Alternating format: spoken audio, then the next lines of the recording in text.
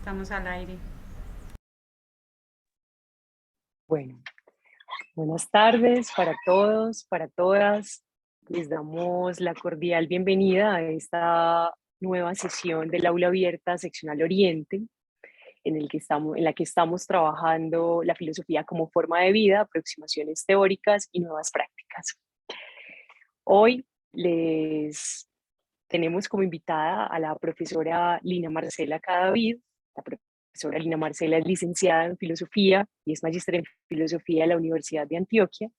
Es doctora en ciencias humanas y sociales por la Universidad Nacional de Colombia. Actualmente, la profesora Lina Marcela cursa una maestría en prácticas filosóficas con el Centro Educativo para la Creación Autónoma en Prácticas Filosóficas, y es por eso que la profe nos va a acompañar también en la segunda fase de esta aula abierta para hablarnos de nuevas prácticas filosóficas. Lina ha escrito artículos sobre mística y epistemología y artículos sobre filosofía de la ciencia. En el año 2021, el sello editorial Otra Balsa publicó su primer libro de poesía titulado Una palabra tuya bastaría. Hoy entonces tenemos una sesión muy especial porque es una sesión en la que vamos a pensar eso que se nos aparece a veces como lo otro, como lo que realmente no estamos pensando todo el tiempo, que es la filosofía o el pensamiento índico y budista.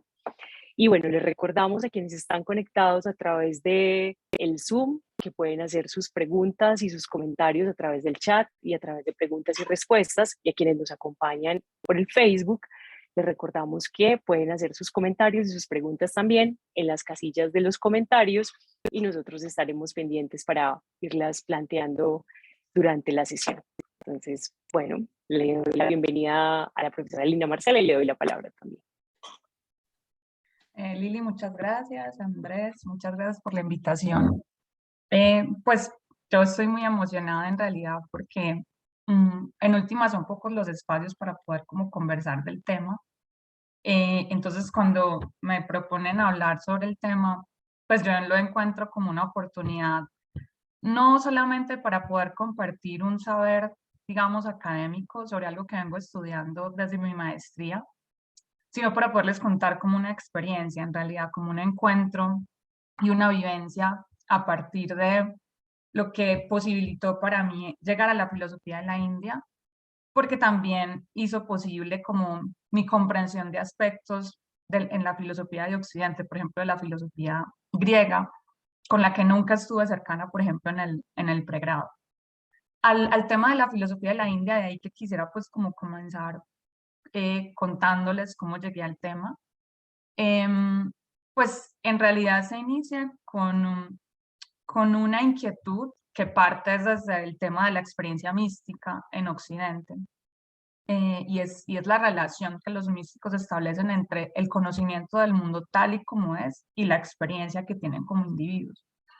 Como mi formación en el pregrado fue especialmente en epistemología y filosofía de la ciencia, pues encontraba como sorprendente y problemática esa afirmación, o sea, la de que el místico conoce el mundo tal y como es. Y de pronto en Occidente no encontraba en principio la manera de poder entender esa afirmación, entonces fui hacia la India, especialmente el pensamiento índico y budista de dos filósofos sobre los que les voy a hablar ahorita, que son Shankar y Nagarjuna. Y encontré que había, digámoslo así, como una posibilidad de vincular conocimiento y experiencia espiritual, ¿cierto? Y la noción de conocimiento en la India, que podría parecer cercana a la noción de conocimiento en la mística occidental, en realidad está vinculada al pensamiento filosófico en la India. Entonces, encontré que podía haber un diálogo fructífero para poder solucionar esa pregunta que tenía, pero eso no se queda ahí, sino que uno empieza como a investigar, a leer, empieza a leer los autores. Y ahorita le comentaba a Lili y Andrés que de ahí viene como la necesidad de empezar a adentrarse a una práctica, digamos, espiritual relacionada con el pensamiento de la India. Pues, uno podría pensar que es como una decisión que uno toma a voluntad, pero parece más algo que lo jalona a uno desde los textos, desde lo que lee, tanto en los textos filosóficos, que podríamos llamarlos los sutras, como los astras, que son los otros textos que son más de normas y forma de vida, términos pues que se utilizan en la India, los sutras y los astras. Pero algo jalona para que uno empiece a tener un tipo como de práctica que permita, digámoslo así, pasar de una comprensión, llamémoslo así, racional de los textos a una comprensión vivencial y experiencial que aspira además a una transformación de la conciencia. Por esa transformación de la conciencia, no solamente se relaciona con una transformación de la conciencia, podríamos decirlo, crítica o reflexiva, sino algo que involucra en realidad nuestro cuerpo de una manera total. Entonces, ese fue como el trasegar, iniciar con una inquietud que para mí parecía incompatible desde mi comprensión epistemológica, la idea de que se puede conocer la realidad tal y como es, luego trasegar hacia un pensamiento que me permitía responder la pregunta. No lo encontraba así en Occidente, pero yo creo que uno luego, si tiene cierta actitud de apertura, regresa como renovado a, a su propia tradición y también allí encuentra respuestas. Además, en el tratamiento que tuve sobre filosofía de la India, pues uno empieza a encontrar mucho tema del diálogo intercultural, muchos autores que están todo el tiempo intentando hacer relaciones, por ejemplo, entre Shankara y Spinoza, entre Nietzsche y Nagarjuna, entre Foucault y el mismo Nagarjuna, por ejemplo. Entonces, si hay un diálogo intercultural y bueno, y desde nuestra, digamos así, eh, perspectiva occidental, abrirle un campo, aunque ese no es el tema que voy a tratar, pero surgió necesariamente en la investigación, a lo que nosotros llamaríamos experiencia mística, ¿cierto?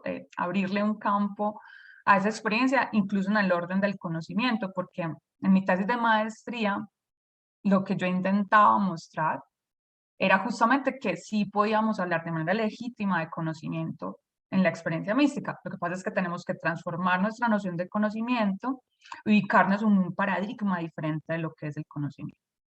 Pero digamos que ese tema no lo voy a tratar acá, pero es un tema que me ha interesado.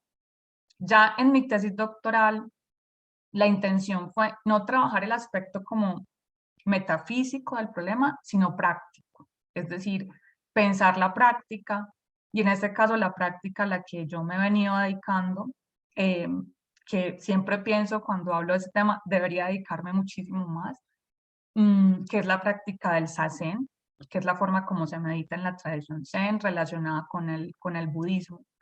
Entonces mi tesis doctoral la dediqué fue a intentar comprender, sí, mi tesis de maestría intentaba comprender como una especie de transformación epistémica. En la tesis doctoral la intención era la transformación práctica, porque cuando uno lee sobre todo las narraciones de los monjes zen y en general de las tradiciones místicas, hay unos aspectos con respecto a la ética o al comportamiento ético que terminan siendo como inconmensurables desde, digamos, una ética occidental. Incluso la mística occidental también, o sea, ahí ya no tendría que ver tanto con el pensamiento occidental, sino la ética occidental, la manera como desde la ética y la filosofía se ha pensado la forma en que deberíamos actuar en el mundo. Entonces, ahí en mi tesis incluso yo exploro una perspectiva desde Nietzsche, o para poder entrar a, a, a comprender cómo es practicar, cómo es practicar el Zazen y que eso tenga una repercusión en el comportamiento. Tengo una deuda siempre que yo no creo que la logre saltar, y es la relación entre la mística y la política. He intentado como acogerla de alguna manera, pero no creo que me dé el tiempo para, sinceramente, para poder saldar esa deuda. encontré cuando hice un viaje que le contaba a Andrés y a Lilia a México en estas vacaciones, un texto de Nietzsche and the Buddha. Entonces me pareció interesante porque se puede seguir explorando el tema de Nietzsche y el budismo, que algunos encuentran como imposible, pues digamos que es como una hipótesis improbable la relación entre Nietzsche y Buda. Pero este autor, que se llama Daniel Chappell, su tesis es que hay más encuentro que desencuentro entre Nietzsche y Buda. Bueno, tengo una presentación, no quiero como asustarlos con ella porque tiene mucho texto escrito, pero en realidad son como 28 puntos que los dejo para que ustedes los vayan leyendo mientras yo los voy comentando. Mi propósito era poder presentarles 3 filósofos, Shankara, Nagarjuna y Nishitani. Nishitani es un filósofo de la escuela de Kioto, ahí tocaríamos el siglo XX, pero no creo que alcance a llegar a Nishitani, pero en la conversación ahorita podemos hablar sobre la escuela de Kioto, que ya no sería como tal filosofía de la India, pero sí sería, digamos, una deriva del budismo cuando sale de la India hacia China y luego llega a Japón. Entonces lo encontré interesante porque es la escuela de Kioto, digamos, son unos filósofos japoneses contemporáneos, algunos de ellos incluso estuvieron en Alemania, trabajaron con Heidegger, y entonces en algunos textos uno encuentra un diálogo pues como muy fructífero. Pero entonces decidí concentrarme especialmente en lo que sería como la filosofía de la India más clásica, por decirlo así, y tomar 2 filósofos que son Shankara y Nagarjuna, y a través de ellos poderles como compartir lo que yo he comprendido sobre el pensamiento filosófico de la India, que inevitablemente está traspasado por mi mirada de estudiante de filosofía occidental, digámoslo así, que intenta a través de la práctica, digamos, subsanar un tanto como la incomprensión que aún me generan muchos aspectos. Entonces les voy a compartir como les digo, el texto. Mi intención pues es que ustedes lo puedan como ir leyendo, no tanto que yo lo vaya leyendo al pie de la letra, sino que ustedes vayan como siguiendo conmigo esta presentación de estos 28 puntos, 27 puntos, donde como le comentaba ahorita a los profes, pues al final yo tengo también una interpretación desde Occidente, pero que no parte tanto pues de una necesidad de como comparar la filosofía de la India, la filosofía índica con la filosofía occidental, sino más bien como cómo se hace, cómo se encarna, digámoslo así, esta filosofía tras una práctica. Entonces, lo primero sería, pues, cómo puede abordarse la cuestión de la filosofía índica, ¿cierto? Porque generalmente la cuestión se aborda desde un aspecto o desde una dimensión comparativa. Pánica, Raymond Pánica, en un texto que se llama La experiencia filosófica de la India, habla de una actitud imperativa. La actitud imperativa, entonces, lo que pretende es dejarse conocer por el otro, aprender del otro y abrirse a una posible fecundación mutua. Es interesante porque en la experiencia filosófica de la India, la intención de Pánica para ir hacia la filosofía índica, como él también la llama, estaba relacionada con renovar, digamos, la teología occidental. Entonces, aquí es un trasegar que uno hace hacia el otro para regresar renovado, para fecundarse, digamos así, y renovar el propio pensamiento. O sea, no es solamente como, pues voy a conocer de manera, digamos, erudita lo que se hace en la India, quiénes son los filósofos, las épocas, los sistemas, sino que ese trasegar hacia la otra cultura tiene que permitir fecundarnos para renovar, digamos, en nuestras prácticas y nuestro pensamiento. Entonces, Panikar dice que la idea no es que nos preguntemos si en la India se hace filosofía, como lo hace Occidente, sino que nos preguntemos cuál es la actividad o las actividades, cuáles son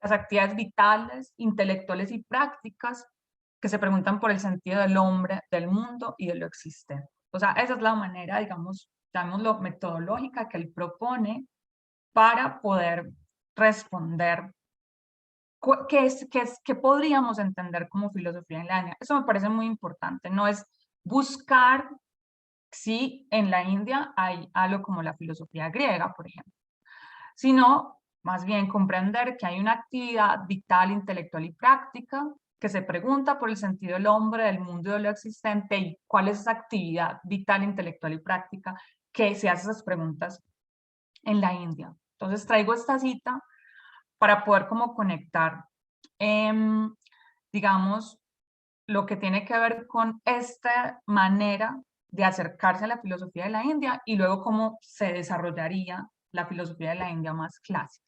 Entonces, dice Panikkar, pues el preguntar si la concepción griega de filosofía está presente en la cultura índica o no, constituye un comienzo tendencioso. Él dice, la respuesta es irrelevante porque pues podría ser que si encontráramos, y en realidad cuando uno estudia los sistemas que se llaman ortodoxos, uno encuentra algunas similitudes de aspectos hermenéuticos, lógicos, em, metafísicos, de teoría del conocimiento, si lo pensamos en nuestros términos. Pero entonces, por eso dice Panikkar, no es por ahí por donde vamos a seguir, ¿cierto? Porque ahí estamos limitando la cuestión fundamental y también estamos limitando la posibilidad de la fecundación, de la que les hablaba con la actitud imperativa, imparere, pues de aprender.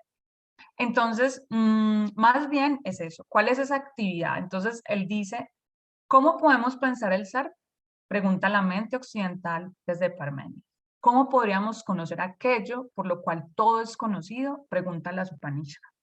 Entonces, aquí, digamos, el interés no es hacer una comparación entre ambas preguntas, sino a partir de algo, de una pregunta que nos es conocido a nosotros, cómo podemos pensar el ser, partir y ir trasegando poco a poco hacia esta pregunta, que son las de las Upanishads. Entonces, antes de entrar al tema de las Upanishads, que es importante para poder comprender cómo se desarrolla la filosofía en la India, quisiera hacer como esta, digamos, este punto quinto. Quisiera referirme aquí a un autor que es Jean-Pierre Bernard, en un texto que se titula Mito y Pensamiento en la Grecia Antigua, donde él reconstruye una comprensión de cómo se constituye la racionalidad en la Grecia antigua y específicamente la racionalidad filosófica, ¿cierto? Que para Jean-Pierre Bernard tiene pues todo un contexto sociohistórico. En esa reconstrucción que hace Bernard, uno lo que se da cuenta es que más que una superación radical del mito, ¿cierto? Como esa idea del paso del mitos al logos, como una ruptura, asistimos a un cambio lento de los modos de comprender la realidad y al hombre inserto en ella, ¿cierto? Entonces, nosotros lo que vemos es que, por ejemplo, desde la comprensión de Bernard, lo que hay es unos cambios de registro en la representación, en los modos de escritura, en los modos de discurso, por ejemplo, en las razones por las cuales se reúne un grupo para pensar ciertas doctrinas, ya no con un sentido, digamos, soteriológico. Entonces, por eso digo acá, no voy a discutir si hay o no filosofía en la India. Yo reconozco que hay filosofía en la India. Este enunciado que hago no es para cerrar, digamos así, la discusión, sino para insistir en que la intención no es buscar en la India si hacen algo como se hizo en Grecia, en este caso, ¿cierto? Y entre otras cosas, porque considero que la filosofía es una práctica de experiencia de sistema que se desarrolla en un contexto histórico-cultural específico y que por esa razón la filosofía que se hace en una ciudad democrática como Atenas tendrá que diferir de la filosofía que se hace en el reino de Andhra, gobernado por castas, por ejemplo, que es donde vivió Nagarjuna. Entonces, vuelvo un poco como a insistir en lo de Panikkar. ¿Cuáles son esas actividades que permitan esta pregunta? Sobre todo eso, permitan la pregunta. Ahora, tal vez lo que nosotros podemos encontrar, tal vez digamos chocante, es que si bien en la filosofía griega, y eso va a ser algo que pues va a recibir toda la filosofía posterior La pregunta es fundamental, Jean-Pierre Bernard lo dice, lo que pasa es que el mito ofrece respuestas y a la pregunta y a la filosofía le interesa la pregunta. Habrá que decir que tal vez si hay una respuesta a las preguntas, digamos así, pero no en el sentido de una nueva narración, ¿cierto? Sino en el sentido de una vivencia radical de cada individuo. Entonces, tal vez eso es lo que nos puede parecer, es lo que más aleja la filosofía occidental de la filosofía de la India. Y es que sí hay una respuesta, pero no es una respuesta que se tornaría en una nueva narración, podríamos decirlo así. Bueno, ahí hago un paréntesis, es que hablar de filosofía oriental es complicado. Prácticamente no es como lo más riguroso. Pues nosotros hablaremos de filosofía de la India, filosofía de la China, filosofía islámica, pero no de filosofía oriental. Ahora, sí es claro, históricamente, que el budismo representa una corriente que una vez decae en la India, entonces sale hacia China, llega, digamos así, a Corea, a Vietnam, a Japón. Entonces, bueno, el budismo, a medida que se va integrando con otras corrientes de pensamiento, pues va, digamos así, generando un tipo de prácticas y un tipo de encuentro con lo existente, con lo real, con el individuo, que va a tener como mucha influencia. Entonces, digamos que esa influencia del budismo de la India hacia el Oriente Lejano no lo voy a tratar acá en el texto, pero también lo podríamos conversar. Entonces, en esta cita de Panikkar, les hablaba de las Upanishads. ¿Por qué las Upanishads son aquí importantes? Los textos sagrados de la India son los Vedas, son 4, también se les llama Samitas, los 4 Samitas. Y las Upanishads vendrían siendo como la última parte de esos textos sagrados, Upanishad o Vedanta, Vedanta más allá de los Vedas. Lo particular es que las Upanishads las producen, digámoslo así, brahmanes que se alejan de la vida de las castas para irse a meditar a los bosques. Entonces, ahí hay una ruptura muy interesante porque, vamos así, los Vedas son textos que hablan especialmente del sacrificio, por ejemplo, que hablan de una moral religiosa, ¿cierto? De cómo debe vivirse, de cómo debe vivir el brahman, por ejemplo, de cómo debe llevar los ritos, de cómo debe llevar el sacrificio. Pero los Upanishads, que serían unos textos que están en forma de versos, se reconocen más o menos 108 Upanishads, algunos dicen que son 150, pero entre ellos hay 10 que son pues fundamentales. Incluso las tengo acá en una cita por si... Estas son las 10 Upanishads como fundamentales. Uno de los filósofos que vamos a hablar, Shankara, lo que hace es hacer una interpretación de estas Upanishads fundamentales, de la Mandukya Upanishad, de la Mundaka Upanishad, por ejemplo. Entonces, aquí hay una ruptura interesante porque son unos textos que sí, o sea, producen, digamos, quienes vivirían una vida monástica, pero ya no la quieren vivir en la estructura de la casta, sino que se alejan, digamos así, a la montaña, a meditar, al bosque. Eso está muy relacionado con el término Upanishad. Sentarse a meditar bajo un árbol, por ejemplo.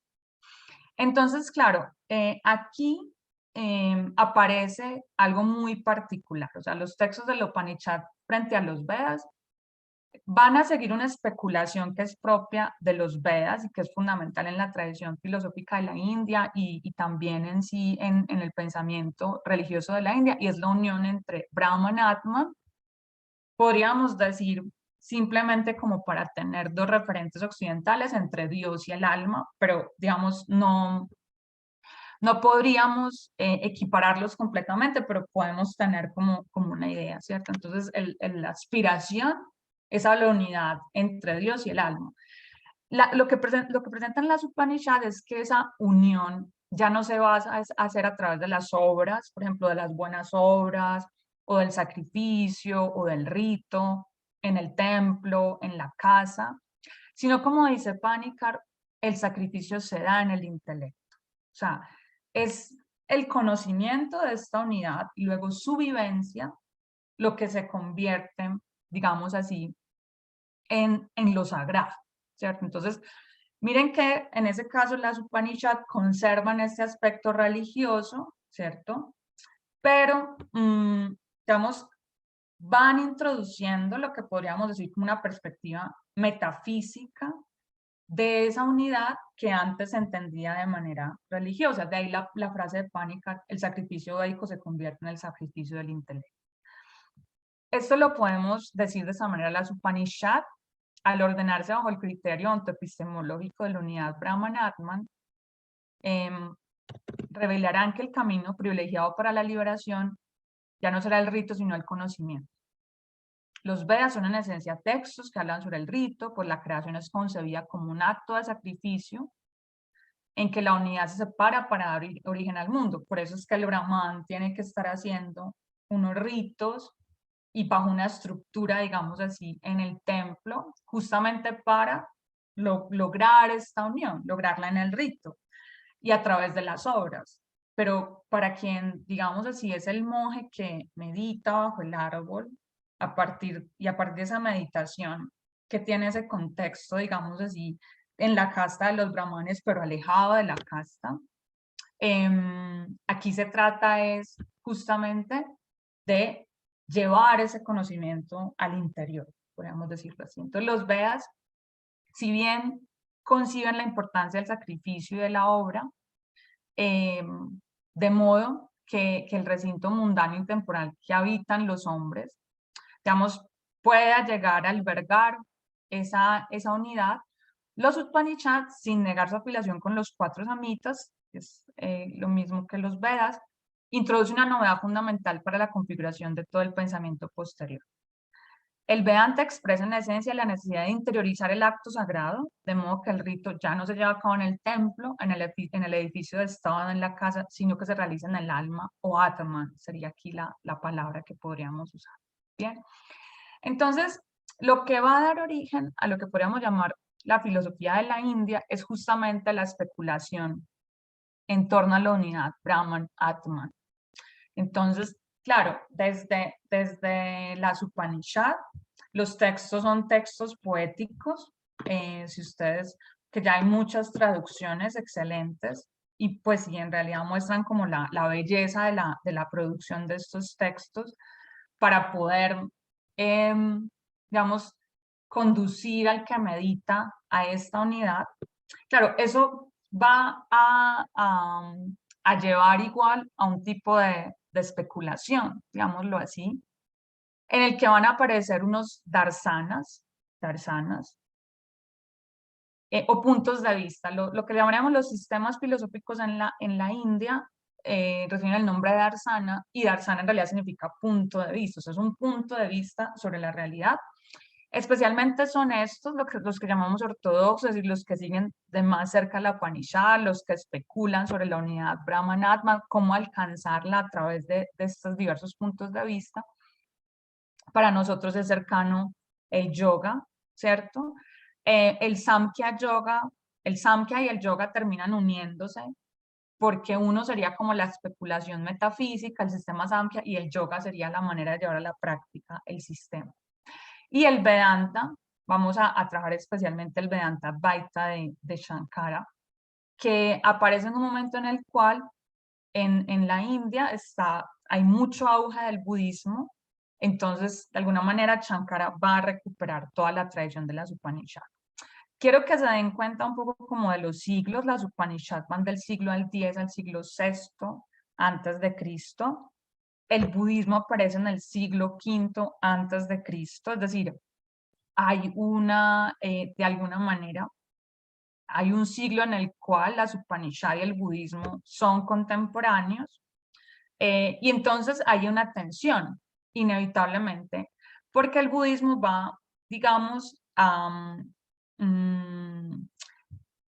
proponer un camino completamente diferente a la unidad Brahman-Atman, iba a hacer una afirmación, digamos, como muy insolente a la luz de las Upanishads, y es que en realidad no existen Brahman y Atman, que la liberación no es a través del conocimiento, de tomar conciencia de esta unidad. Eso se da en el siglo V. Entonces, digamos, desde las Upanishads va a aparecer un pensamiento filosófico que está entre los siglos III y VII después de Cristo, que está dado en estos sistemas o darsanas o puntos de vista más que sistemas, y nos vamos a concentrar en el Vedanta porque es él el que va como a recuperar toda esta, digamos, especulación en torno a la unidad Brahman-Atman. Y el budismo, digamos, entonces, siglo V después de Cristo, va a dar lugar, por ejemplo, a otras escuelas como la del Madhyamika y el Yogacara. Nosotros vamos a concentrar en la escuela de Nagarjuna, la del Madhyamika. Entonces, digamos que los textos sagrados del budismo son los Sutta Pitakas, que son como, pues la traducción sería como la sabiduría de las tres canastas, porque son como tres tipos de textos, los que podríamos decir las palabras de Buda, sus anécdotas, que son las que dan lugar a más especulación metafísica. Habría otro libro que sería ya como las normas que se deben seguir, y habría otro libro que se referiría especialmente como a la orden monástica. Bien, entonces a Nagarjuna lo tenemos en el siglo III y a Shankara lo tenemos en el siglo VII. Entonces, como ven, yo creo que es como inevitable hacer como algunas comparaciones, podría uno decir, con el proceso que se da pues en la constitución de la filosofía en la India. Entonces aquí vemos un origen, digámoslo así, de cierta manera, podríamos decir religioso, pero en el caso de la filosofía índica, las Upanishads filtran como la tradición religiosa hacia la especulación en torno a Brahman y Atman, y entonces ahí llegamos luego a Shankara. Y en el caso del budismo, pues está la misma posición que propone Buda a Brahman y Atman, para comprender más bien lo que él va a llamar sunyata, que es la vacuidad. Y a partir del concepto de vacuidad, del término de la vivencia de la vacuidad, es que se van a generar las escuelas filosóficas del budismo. Entonces aquí lo menciono, las palabras de Buda, consignadas en el Sutta Pitaka, hablan de la eliminación del deseo para lograr el encuentro con lo que siempre está ahí, la nada, sunyata. La especulación en torno a la vacuidad dará lugar al surgimiento de la escuela de Nagarjuna, monje y filósofo budista que expone la doctrina del Madhyamika. Entonces, quisiera, digamos, hacer ya acá como una síntesis de lo que considero yo la tradición budista y la tradición de las Upanishads como tradiciones espirituales, religiosas y también metafísicas, digamos así, le heredan ya a las escuelas filosóficas, especialmente el Vedanta Advaita de Shankara y la escuela de la Vía Media Nagarjuna. Entonces, propongo pues a partir de las consideraciones anteriores, pensar la filosofía en la India como una actividad que encuentra en el conocimiento una vía salvífica, que haya en la superación de la ignorancia al fin último, para realizar una forma de vida que nos conduzca a una conciencia plena, una plena conciencia. Para el caso de las tradiciones índicas, esta conciencia plena se traduce en el reconocimiento de la unión Brahman-Atman, cuestión fundamental para la escuela del Advaita Vedanta de Shankara, siglo VI. En el caso del budismo sería la conciencia de la vacuidad, cuestión fundamental para la escuela de la vía media Nagarjuna. Entonces aquí van apareciendo unas cuestiones que yo espero que vayamos de alguna manera pues también construyendo juntos, porque yo estoy hablando de conocimiento, por ejemplo, estoy haciendo mucho énfasis en el conocimiento, en la conciencia, estoy haciendo énfasis en superar la ignorancia, claro, y cómo comprendemos esos términos. Vamos que el propósito no es decirles, esta es la definición, sino intentar reconstruir esa definición a lo largo de la ponencia. Si al final no se logra, ustedes me dicen, no, es que no, no, para nosotros no fue clara como la definición, pero la vida es como esa, no decirles esto es, sino tratar, si con el relato que les voy a compartir, digamos esas nociones adquieren como su contexto, ¿cierto? Entonces, como les decía, las Upanishad, por ejemplo, son estos textos, las especulaciones en torno a esa unidad. Pero voy a empezar con el budismo porque la escuela de Nagarjuna es más cercana al siglo III y en cambio la de Shankara quedó de las Upanishads del siglo VI. Entonces vamos a empezar con Buda y cómo las palabras de Buda, que tienen en principio un propósito soteriológico y no metafísico, entonces luego van a adquirir ese peso, digamos, metafísico, que en últimas va a regresar necesariamente a ese fin soteriológico. Es decir, ese es un aspecto fundamental, ya lo decía, eso es lo que parece para nosotros alejar la filosofía de la India a la filosofía griega y occidental, aunque tal vez con la incursión de las prácticas de los ejercicios espirituales, con Foucault y con Hadot, por ejemplo, ya no se nos haga como tan extraño ese deseo o ese anhelo, digamos, salvífico que tendría la filosofía. Bueno, el relato sobre la iluminación de Buda suele ser conocido, no lo voy como a reconstruir, pero algo muy interesante y es que en ese relato se muestra que Siddhartha no se preocupa por la vejez, la enfermedad o la muerte, sino por la ignorancia, ¿cierto? Espero que ustedes pues recuerden como el relato de lo que ocurre. Pues Buda se encuentra como con esos tres fenómenos de la existencia, la vejez, la enfermedad y la muerte, pero a él no le preocupa eso, le preocupa es la ignorancia. Entonces, la pregunta es, ¿qué es aquello que se ignora?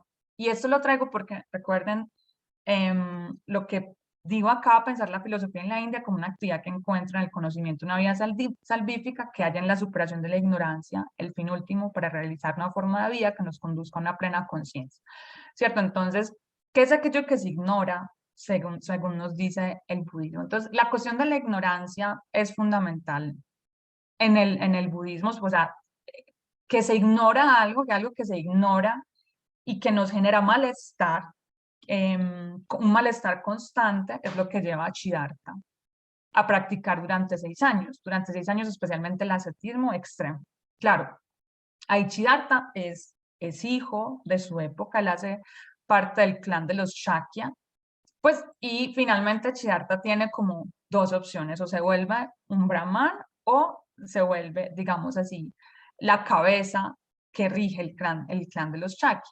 La cuestión es que el padre de Siddhartha pues no quiere que él se vuelva monje, entonces lo aleja como de la vida, digamos, y de la calle, no lo deja salir del palacio, esa es como la leyenda. En fin, él logra salir, después decide que además de encontrarse con la vejez, la enfermedad y la muerte, cuando sale del palacio se encuentra con un monje y dice, bueno, pues, yo quiero ser así, yo quiero ser como ese monje. Entonces, claro, lo que Siddhartha se pregunta es, ¿qué sabe ese monje? ¿Qué ignoro yo para que él vaya, digamos, y yo lo vea caminar por las calles como con esa tranquilidad, digámoslo así? Sin llevar mucho vestido, sin necesitar mucho alimento, bueno. Entonces, Siddhartha practica más o menos 6 años, está a punto pues como de morir en uno de esos momentos, una mujer lo alimenta, le da arroz, eso hace que sus compañeros, sus otros 5 compañeros de trasegar lo abandonen por haberse dejado alimentar de una mujer. Entonces diríamos que Siddhartha, hijo de su tiempo, creerá que la privación casi absoluta de comida, comodidad y afecto sexual lo acercará a liberarse de esa ignorancia, de ese malestar que él siente. Pero su inquietud no haya respuesta. Entonces, ¿qué sigue ignorando? Entonces el príncipe heredero del poder y la riqueza del clan de los Shakya, que no le permite, digamos, llegar como a la tranquilidad. Entonces, digo, desde mi mentalidad filosófica occidental, pues yo lo que leo es un tránsito lento entre modos culturales de enfrentar el enigma sobre el norte de nuestra existencia, ¿cierto? Asociado con una innovación cultural que solamente puede hacer un individuo. Esto siguiendo a un autor que es Jean-Marie Schaeffer, Esto es algo como aparte, pero para que se entienda por qué hablo de esto, él dice, bueno, las innovaciones culturales las hacen los individuos de alguna manera. Entonces, bajo su contexto, hijo de su tiempo, creerá que esta es la manera de librarse de su malestar, pero su inquietud no haya descanso, todavía sigue ignorando, es alimentado por una mujer y entonces decide cambiar, decide transformar, digámoslo así, ahí es donde está la innovación, decide cambiar la manera, el camino que le está siguiendo para superar este malestar en torno a esa ignorancia relacionado con la vejez, la enfermedad o la muerte, ese malestar.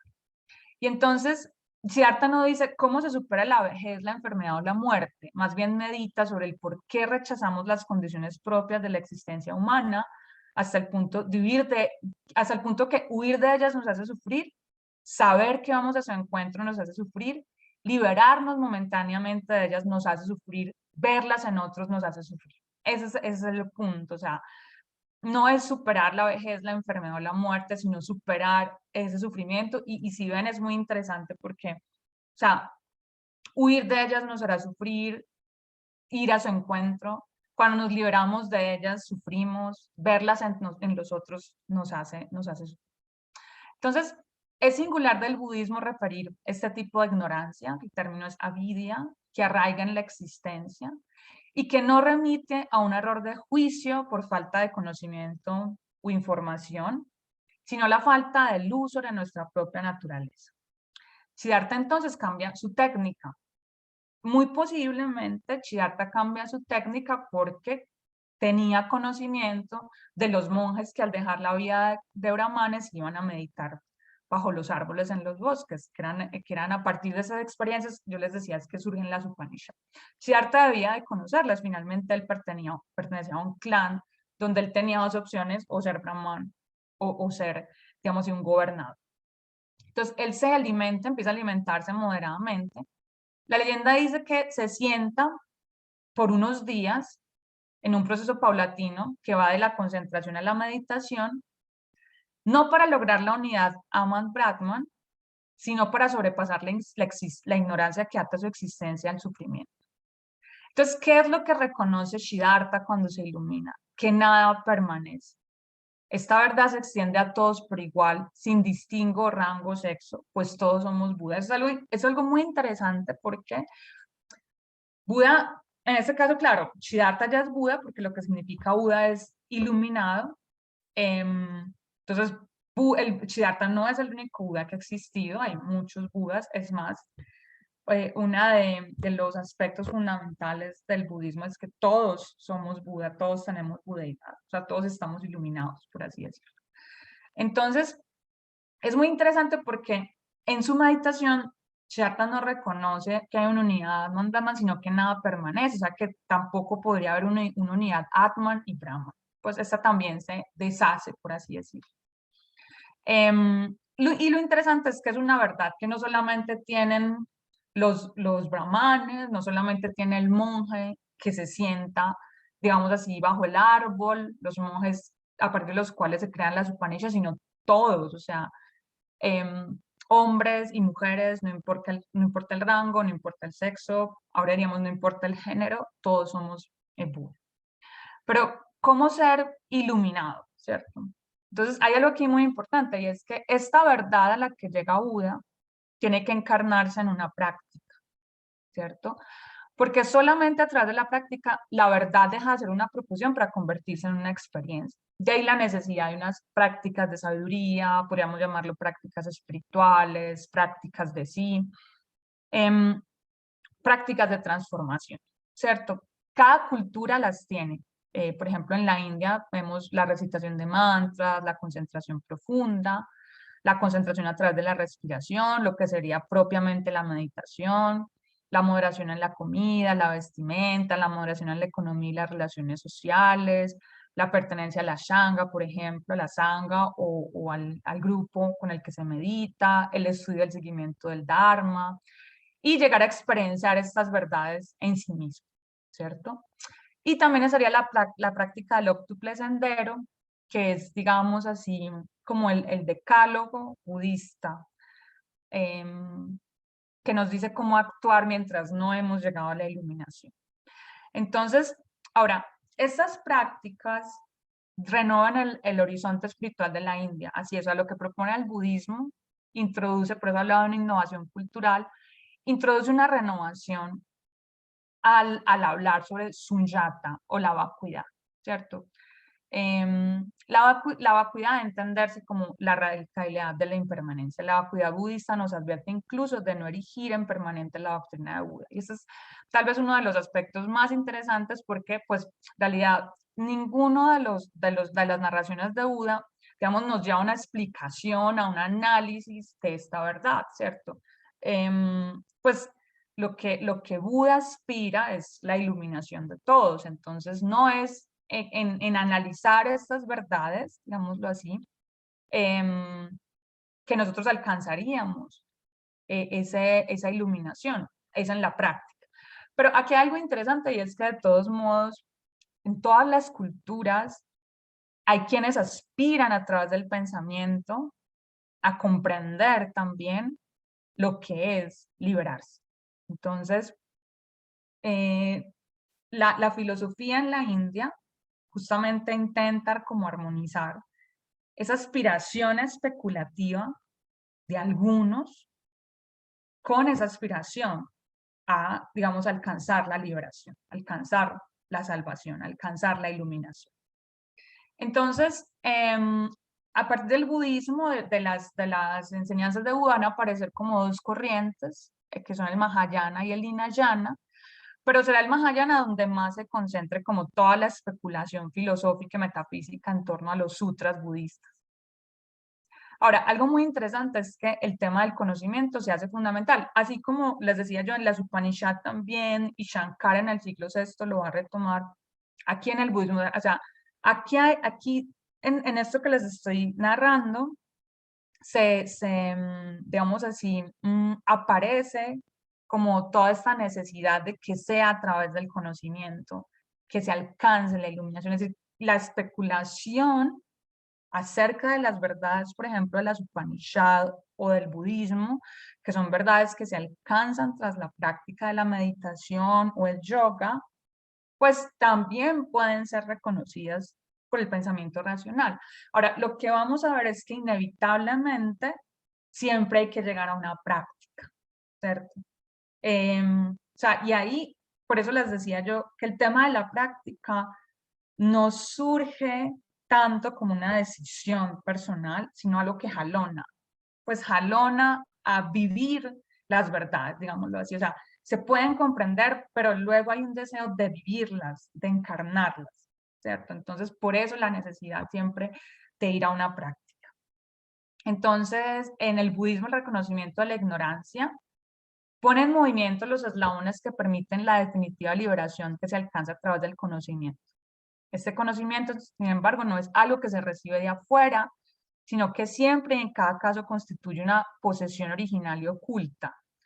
Conocerse equivale a reconocerse, a reencontrar y recuperar la propia mismidad oscurecida por la ignorancia. Si el conocimiento es reconocimiento, entonces no se trata tanto de algo que se aprende o se representa, sino de algo que transforma. Si conocimiento no es un reconocimiento en el ser, entonces no hablamos aquí del conocimiento como contenido, sino como pura apertura de la conciencia. Bien. Entonces, aquí aparece entonces una paradoja, podríamos decirlo así, y es esta que les estoy como comentando, en el sentido de que pues finalmente Buda dice, no se trata de una especulación, está la afirmación de Sunyata, pero aquí se trata es de encarnarla, ¿cierto? Pero también hay un reconocimiento de una ignorancia sobre la que nosotros podemos especular, la podemos comprender, la podemos analizar, digámoslo así. Entonces, en esta paradoja influye en el nacimiento de las escuelas filosóficas budistas como la de Nagarjuna, quien desarrolla su doctrina Madhyamika en su obra Fundamentos de la Vía Media. Entonces, es muy interesante porque cuando uno lee Fundamentos de la Vía Media, lo que uno ve es que hay una vinculación entre razonamiento lógico, dialéctica negativa, psicagogía y meditación, ¿cierto? Como técnicas filosóficas, pero ante todo soteriológicas, y que finalmente lo que intentan es seguir el camino medio del Buda, quien evitó las doctrinas extremas del ser y el no ser, y las prácticas extremas de la autoindulgencia y la automortificación. O sea, entonces miren que es imposible hacer como una separación entre la especulación, en este caso de Sunyata, y encarnar esa vivencia, encarnar esa comprensión, digámoslo así. O sea, hay como un momento en que jalona en nosotros la necesidad de tener la experiencia de lo comprendido de una manera radical. La obra Los Fundamentos de la Vía Media, que es la que, pues Nagarjuna escribe varias obras. Hay una que se llama El filósofo no discute, por ejemplo, pero nos vamos a concentrar en esta, Los Fundamentos de la Vía Media, donde habla sobre la vacuidad. Entonces, aquí hay algo que de nuevo se vuelve una innovación cultural que hace Nagarjuna, y es, bueno, si la vacuidad es en últimas, digamos, la experiencia a la que nos jalona el budismo, dice Nagarjuna, el nirvana también tiene que estar dentro de la vacuidad. Es interesante porque es a través de una especulación racional que Nagarjuna encuentra una situación, digamos así, problemática en la doctrina budista.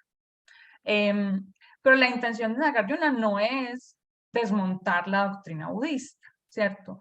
Es finalmente vivenciar la doctrina que él conoce y aparece acá entonces esta doctrina de la vía media y cómo practicarla. Entonces, sabemos que Buda en últimas habla del nirvana, ¿cierto? Digámoslo así, como aquel estado en que después de la muerte finalmente alcanzaremos la liberación. Él está pensando en la liberación de la ignorancia. Finalmente nosotros estamos en un mundo que es impermanente. No entender la impermanencia nos hace sufrir, nos lleva al malestar, pero no es suficiente con entender la permanencia. Entonces hay que realizar una práctica que nos permita, digamos así, hacernos conscientes de ella, superar ese sufrimiento y alcanzar el nirvana. Entonces, el budismo presenta una distinción entre samsara y nirvana, como entre samsara, el mundo de la ignorancia, y nirvana como el mundo donde se alcanza la sabiduría, digámoslo así. Y Nagarjuna dice, esa distinción no sería posible, porque si finalmente todo es vacuidad, el nirvana también sería vacuo. Entonces lo interesante acá es que Nagarjuna va a decir, nosotros nos liberamos en samsara, ya estamos liberados incluso, sino que no lo sabemos. Es decir, no tenemos que pensar, de Nagarjuna, que hay como dos mundos aparte, ¿cierto? Y que en uno se alcanza la liberación y en el otro no. O sea, si todo es vacuidad, si todo es impermanente, el nirvana también tiene que serlo, es lo que dice Nagarjuna. Entonces, la vacuidad acá no se convierte en digamos así, en una nueva categoría, o no se convierte en un nuevo punto ontológico fijo, ¿cierto? Sería más bien una noción, una especie de herramienta epistemológica que nos permite evitar caer presos de la ignorancia fundamental, que nos hace creer que el mundo tiene una naturaleza propia, independiente e inmutable. Pero aquí que la doctrina del Sunyata es aún más radical, porque se exige incluso reconocer que la misma vacuidad es vacía, porque considerar la vacuidad como una realidad sería un error fatal. Pero eso, pues la vacuidad lo que nos permite entonces es llegar a un medio eficaz para la salvación. Entonces, miren que es muy interesante porque desde lo que sería un pensamiento filosófico, vemos emerger, digamos, una reinterpretación de la doctrina budista, que además va a anunciar lo que después, posteriormente, dirá el Zen, por ejemplo, y pues, es en este mundo que nos iluminamos. O sea, esta es como nuestra oportunidad, por así decirlo, ¿cierto? Y además, la cuestión fundamental de que la vacuidad no es una categoría ontológica, no es digamos, y no es la esencia de la realidad. Digamos que la vacuidad se convierte en un punto de vista, ¿cierto? para evitar justamente caer presos de que la vacuidad se convierta en un nuevo, digamos así, tipo de nirvana al que nos estaríamos aferrando. Entonces, esa interpretación de la doctrina del origen condicionado tiene un costo impresionante para el budismo original, pues para la filosofía del Madhyamika, el nirvana no puede ser otra realidad, ni siquiera la verdadera realidad. Podría decirse incluso que la realidad fenoménica es perfectamente verdadera, solo que es caduca e impermanente. Si se pregunta por lo que el nirvana es, la única respuesta es que el nirvana es el mismo samsara. Pues si sunyata es la característica fundamental de la existencia, si el término caracteriza tanto la realidad de todos los días como el nirvana, eso quiere decir que samsara es una falsa prisión, que la existencia comparte en la misma naturaleza de la liberación. Es decir, ante la idea de que hay un mundo que nos aprisiona y uno que nos libera, lo que Nagarjuna dice, no, es que nuestro mundo no es una prisión. Y si lo tomamos, o es una falsa prisión, finalmente, en él está la naturaleza de la liberación. Para Nagarjuna, la salvación consiste justamente en reconocer esto, evitando a toda costa hacer de Sunyata fundamento de lo real. Cuando el poder de constructor de esta herramienta ha llevado al hombre a esas últimas consecuencias, por ejemplo, darse cuenta de que Nirvana y Samsara son idénticos, retornamos pues al silencio místico de Buda, al que no se habría podido llegar sin la reflexión de las consecuencias metafísicas de su doctrina. Entonces, esta, digamos, es una de las propuestas filosóficas, la de Nagarjuna, que como le señalo, está ligada necesariamente a unas prácticas, porque, e insisto mucho en esto, es conocer, es este reconocimiento, pero también es tener una experiencia encarnada de ese reconocimiento. Entonces, en ese sentido, la especulación metafísica se acompaña necesariamente del desarrollo y producción de prácticas de meditación que favorecen la emergencia de la conciencia, la compasión, el cultivo del cuerpo y la concentración. O sea, esto va ligado completamente. El budismo, digamos, tuvo un auge muy fuerte a través de la tradición mahayana, de la que hace parte Nagarjuna, y entonces toda la tradición, digamos, más original del pensamiento índico relacionado con esa unidad Atman Brahman parecía que opacarse. Entonces aparece Shankara en el siglo VI para retomar las Upanishad o los Vedanta, como también se llama Vedanta, el final de los Vedas, que serían las Upanishad.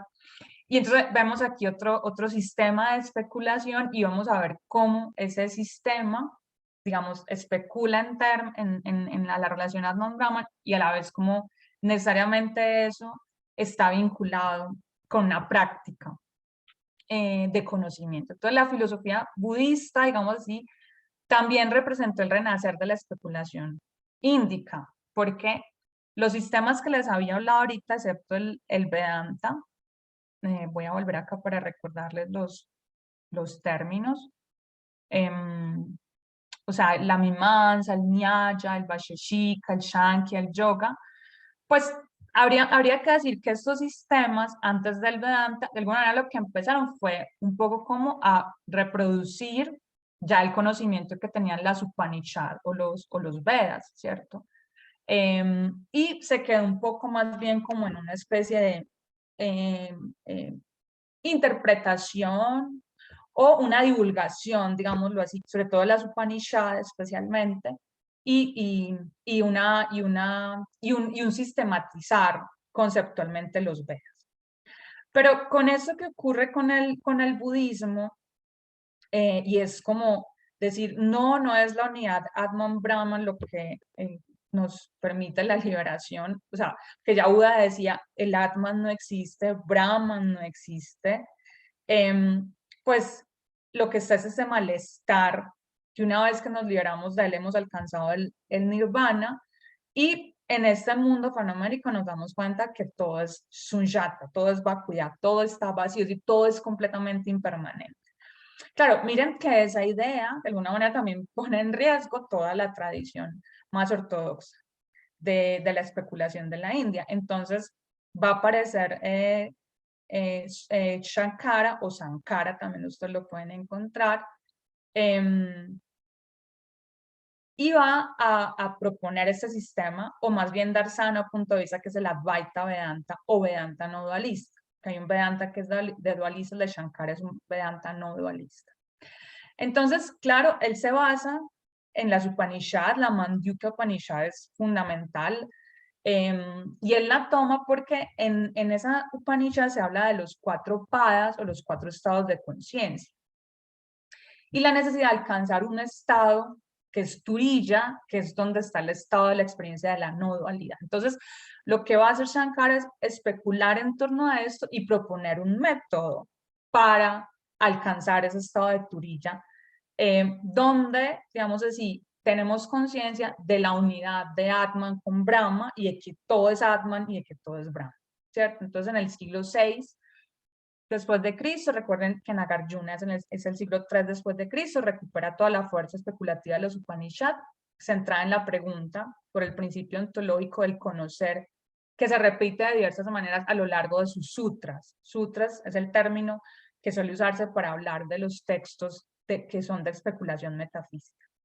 Entonces, la filosofía Advaita es entonces un darshan, es un punto de vista, nosotros diríamos es un sistema, pero no se limita simplemente a describir la Mandukya Upanishad o hacer, digamos así, como una interpretación, podríamos decir, de carácter teológico, sino que en realidad lo que propone es un sistema metafísico y una teoría del conocimiento para poder investigar la experiencia de la no dualidad, para comprenderla.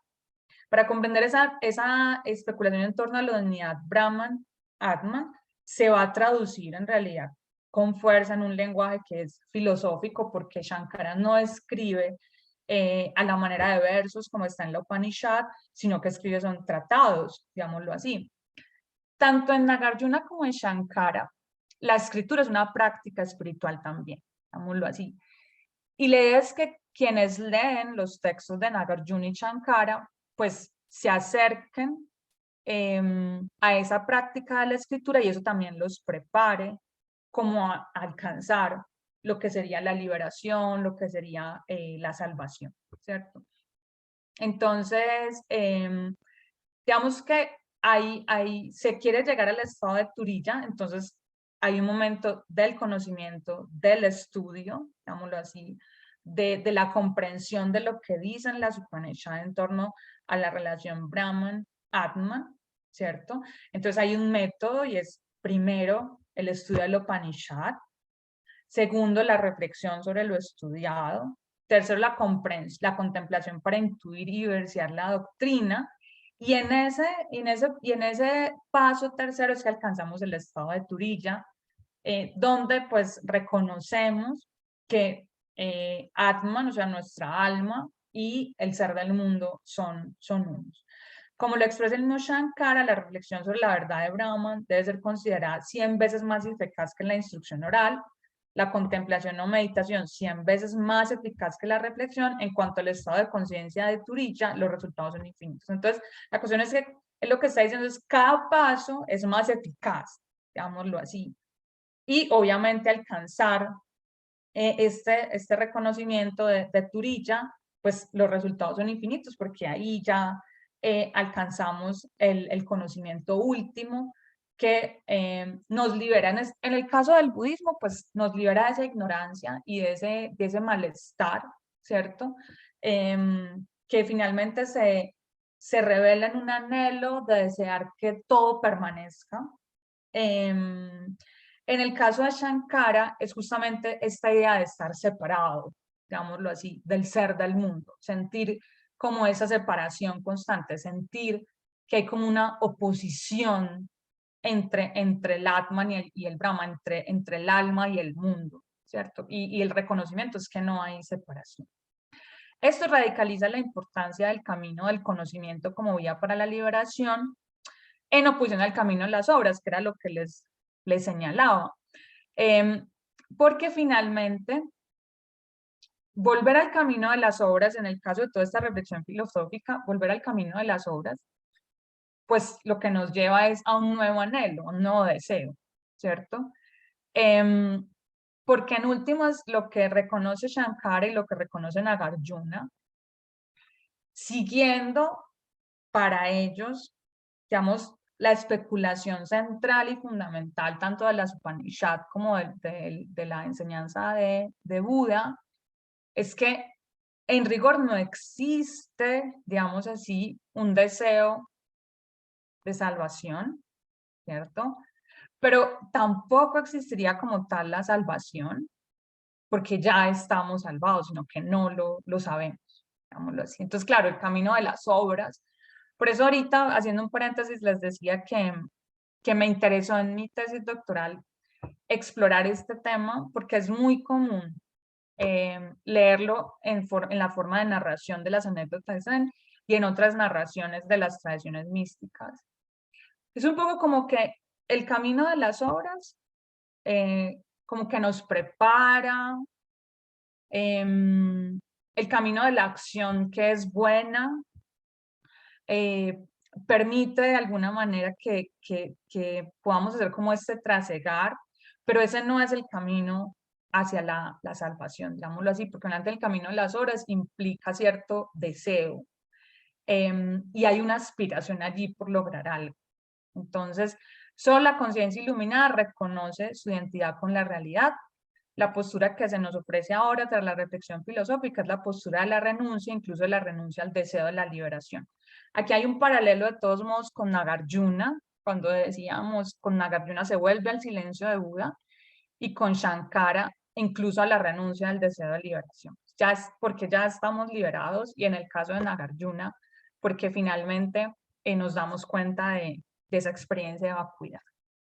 La cercanía entre la Advaita Vedanta y el Madhyamika, específicamente en la visión que comparten de la salvación, se basa no tanto en la reducción de una doctrina a otra, sino en la incursión del pensar filosófico, o dicho de otra forma, en la necesidad que se crea de pensar la revelación, por ser fuente primera del filosofar de la India, ¿cierto? Ahora, aquí, digamos, la noción de revelación es muy particular, porque no es una revelación tanto en las Upanishad como en el budismo, pues digamos, no es una revelación que viene de afuera, sino que tras la práctica de la meditación se reconoce, digámoslo así, esa revelación. Sobre eso se filosofa en la India, sobre eso filosofan Shankara y Nagarjuna, pero hay allí un interés en que esa actividad del pensar, digamos, racionalmente esa revelación, como dice acá, culmina en una experiencia de la realidad compatible con ese conocimiento, ¿cierto? No con un conocimiento dual, sino con un reconocimiento que trastoca al hombre.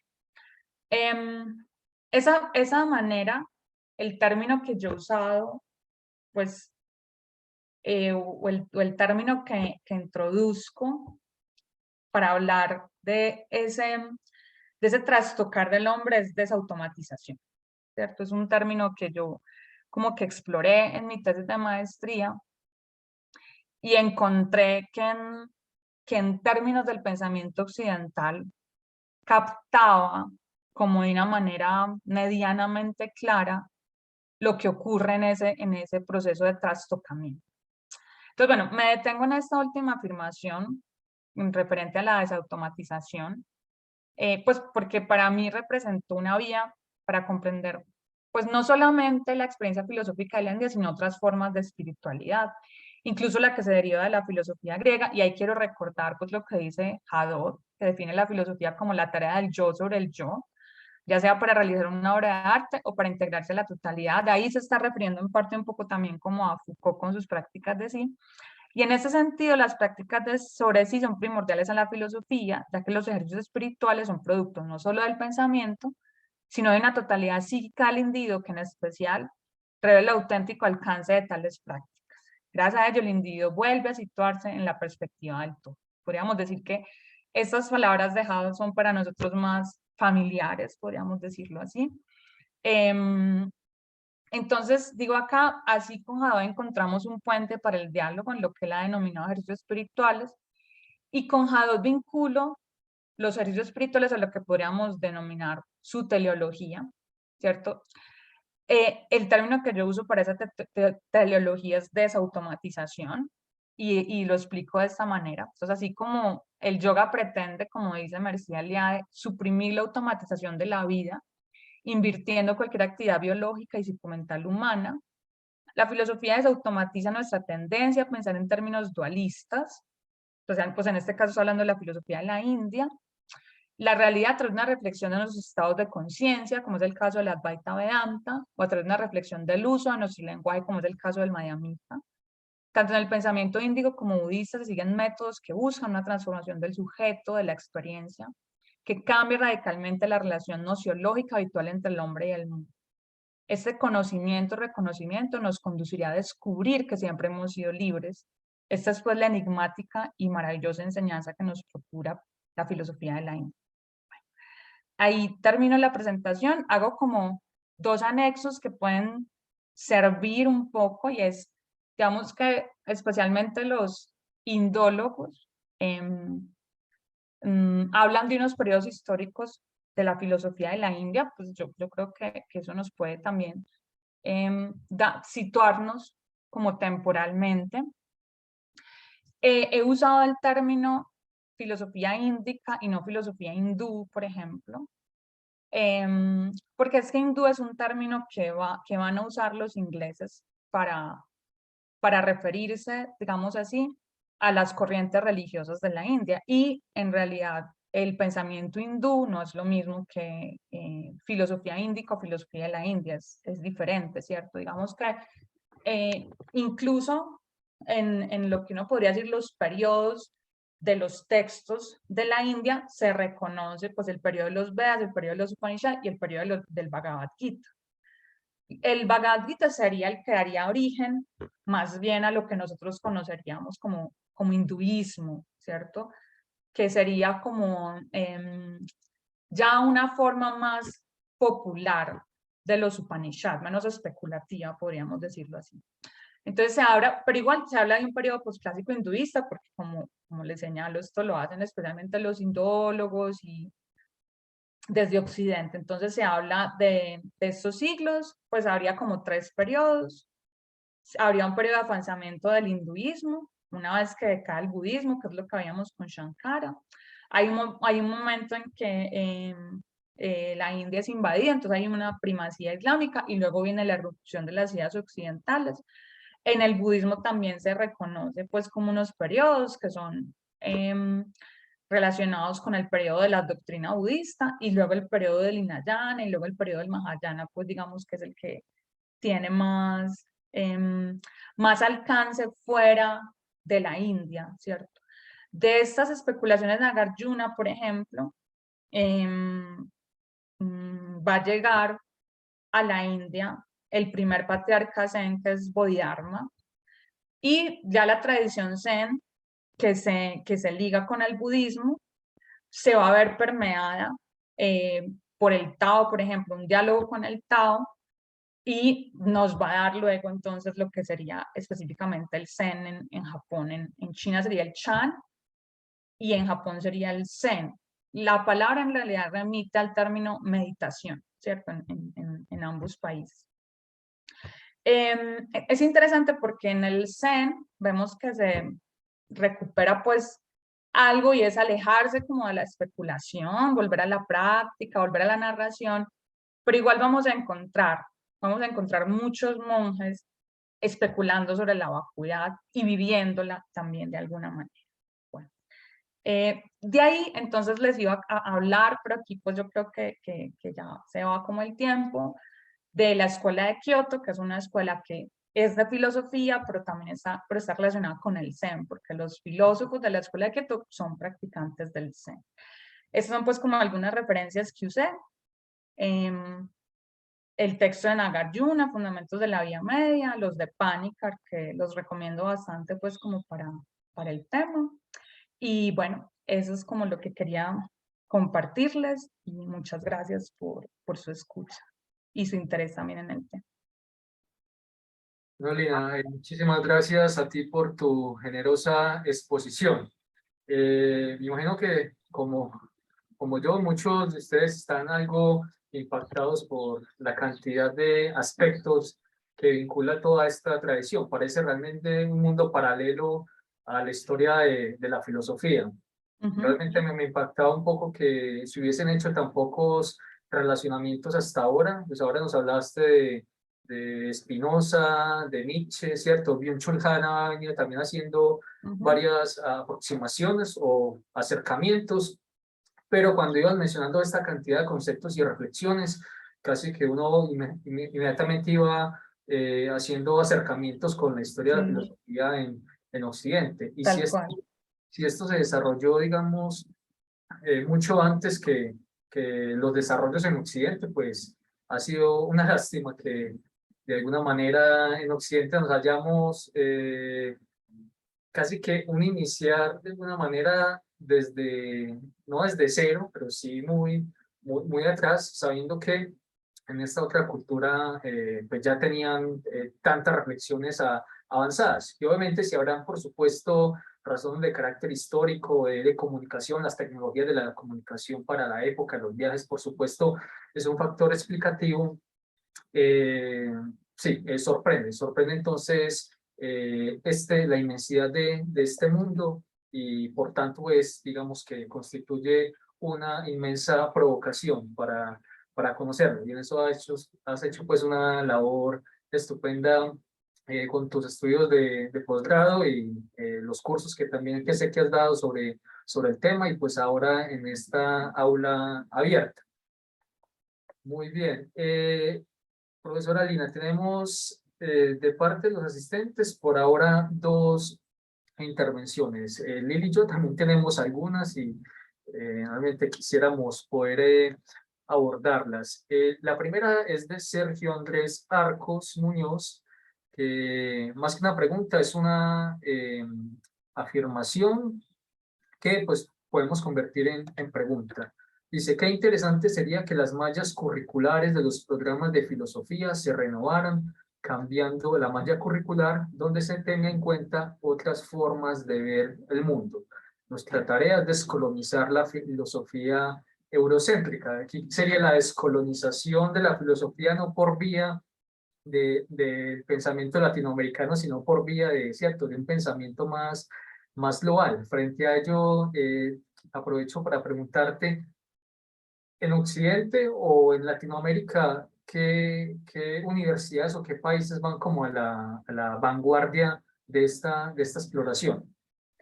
Pues especialmente la Universidad Autónoma de México, que es donde incluso, pues hay como un interés. Yo cuando estuve haciendo mi pasantía doctoral, encontré que había en la malla curricular textos sobre, cursos sobre las Upanishads, sobre filosofía en la India, incluso ellos han hecho em, foros sobre filosofía japonesa. Entonces, que yo esté cercana en Latinoamérica a la UNAM. Bueno, y habrá que decir que sí, en Estados Unidos es también impresionante el interés por los estudios de Asia. Yo recuerdo que en la búsqueda, eso es pues como anecdótico, pero recuerdo que en la búsqueda para la pasantía doctoral había una universidad que entre su currícula había una materia llamada iluminación. ¿Cómo así? O sea, hay una materia que se llama de esta manera. Entonces, pues porque sí, o sea, en Estados Unidos sí encontré pues un interés pues que es como muy propio pues digamos así de la mentalidad de Estados Unidos pues de alguna manera de absorber conocimiento de todas partes y sistematizarlo pues en sus universidades.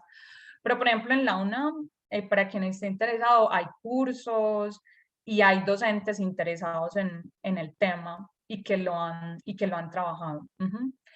Y bueno, lo que menciona el estudiante, sí, o sea, yo recuerdo que cuando yo empecé a hacer mi maestría, ofrecí algunos cursos sobre filosofía de la India. Ahorita, por ejemplo, yo hago parte de la Red Colombiana de Filosofía de la Religión y ahí hay un espacio también como para hablar del tema, ¿cierto? Y se reúnen algunos autores que están interesados como en estas temáticas. Perfecto, muchas gracias, Lina. Hay otra pregunta de Sergio Baus. Bueno, es una pregunta que contiene varias. Dice lo siguiente. Siempre he tenido curiosidad respecto al significado del silencio, como pura apertura, y el silencio del significado, en el sentido de verdades que no podían ser enunciadas. Respecto a ello, quería plantear tres preguntas. Primero, ¿qué lugar ocupa el silencio dentro del budismo zen? ¿Se relaciona de alguna manera con la vacuidad? Segundo, ¿cómo el silencio puede constituirse en fuente de significado cuando usualmente para Occidente el silencio, entre comillas, no nos dice nada?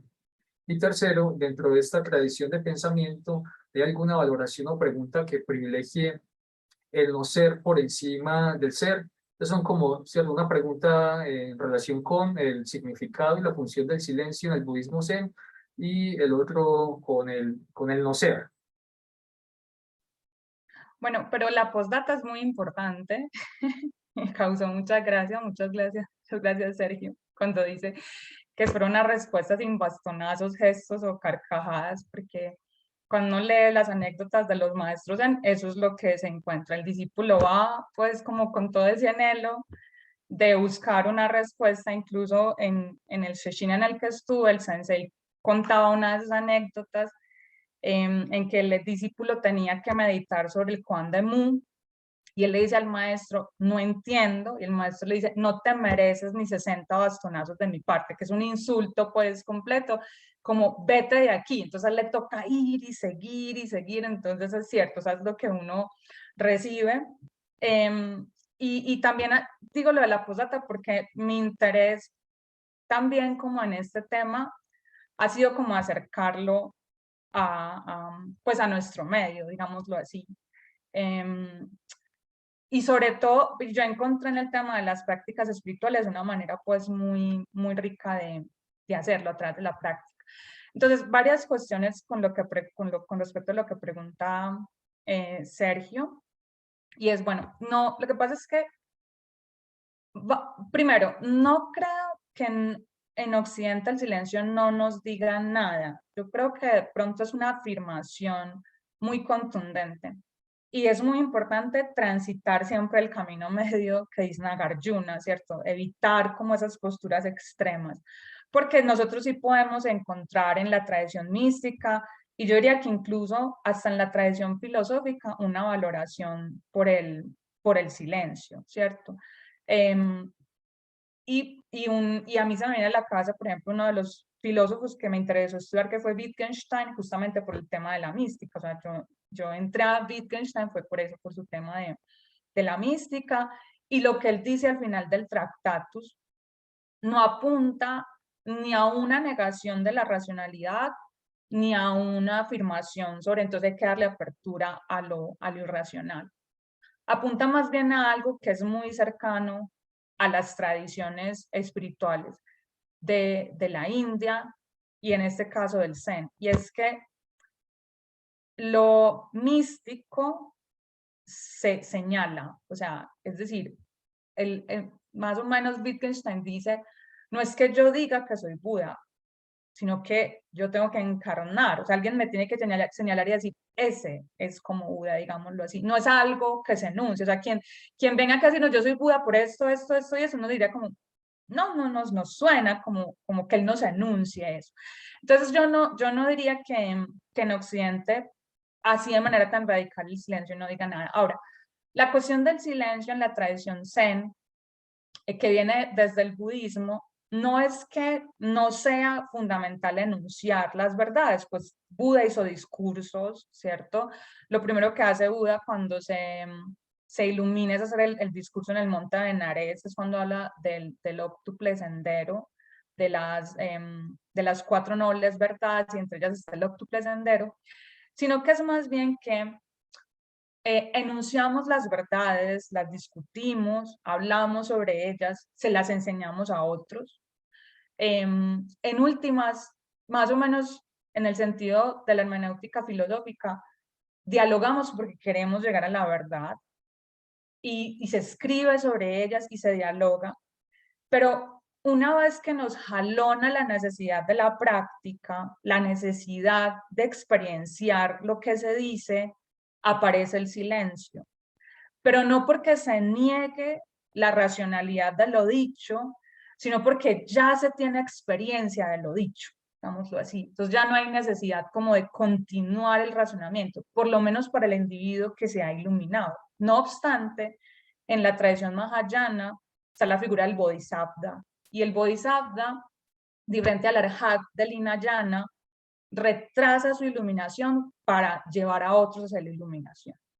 Entonces, en ese sentido, hay que entender que el silencio no es una renuncia a la palabra de antemano, como si fuera una especie de imperativo en las tradiciones, por ejemplo, del Zen, porque yo escucho los techos de mi maestro y me iluminan mucho la práctica, sino que para quien practica, el silencio se hace necesario, pero porque se da cuenta y porque ha encarnado lo que dice y lo que habla. Y en ese momento, como dice Wittgenstein, uno ya no va a decir yo soy Buda por eso, por eso, por eso, por eso, sino que tú lo vas a ver encarnado. Y entonces ahí se impone el silencio, porque en realidad no habría necesidad de decir por qué soy Buda, sino que vivo como él. Entonces a eso apunta la necesidad, digamos, del silencio, por eso se llega al silencio siempre de Buda. Pero insisto, no es una renuncia a la palabra, porque incluso los koan son palabras, o sea, mu, por ejemplo, el koan mu. Entonces se le dice al discípulo, medite sobre mu. Lo que pasa es que meditar sobre mu no es hacer como un análisis de lo que significaría mu, sino como decían, por ejemplo, mi sensei en el Sesshin, es que la palabra tiene que hacernos permanecer en la duda, digámoslo así. El koan es permanecer en la duda, no es tener una respuesta, es la duda.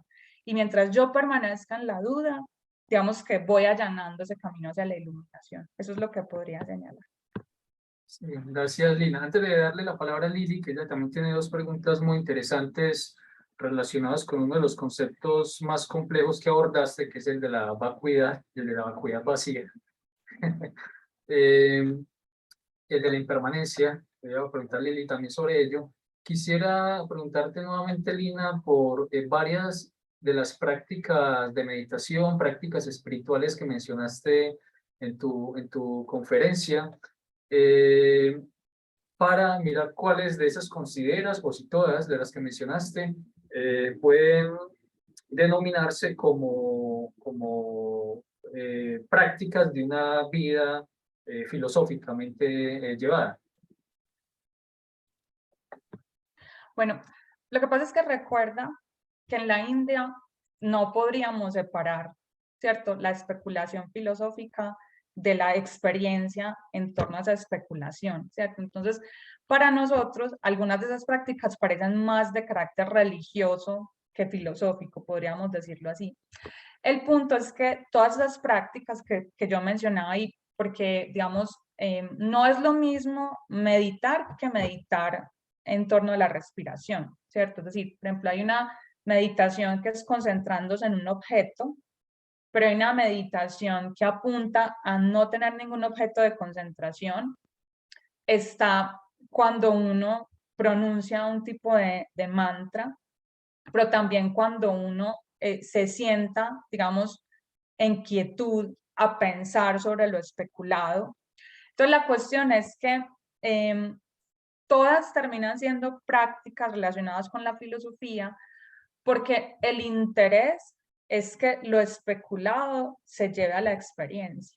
Entonces, digamos que hay que hacer siempre esa doble vía entre el pensamiento racional, digámoslo así, la especulación metafísica, y las prácticas que permiten que tanto el cuerpo como la mente se aquieten para que esa especulación pueda vivenciarse y nos conduzca, digámoslo así, como a lo que en la India se denomina liberación, iluminación, salvación, ¿cierto? Entonces, podríamos decir que no es que se digan estas son prácticas religiosas o estas son prácticas filosóficas, sino que partiendo como del interés, partiendo de la manera como el filósofo entiende que se alcanza la salvación, esas prácticas entran dentro del mundo o hacen parte del mundo de la especulación filosófica, digámoslo así. Y hay que hacerlas, o sea, y cuando no se está, por ejemplo, haciendo practicando sobre la especulación, hay que hacer las otras prácticas, porque se trata siempre de estar preparando la mente para el momento de la comprensión, ¿cierto? Entonces, Y ese preparar la mente se hace de esa forma, se hace meditando sobre la respiración, meditando sobre la postura o haciendo asanas de yoga, porque tú tienes que estar preparando tu mente. No sé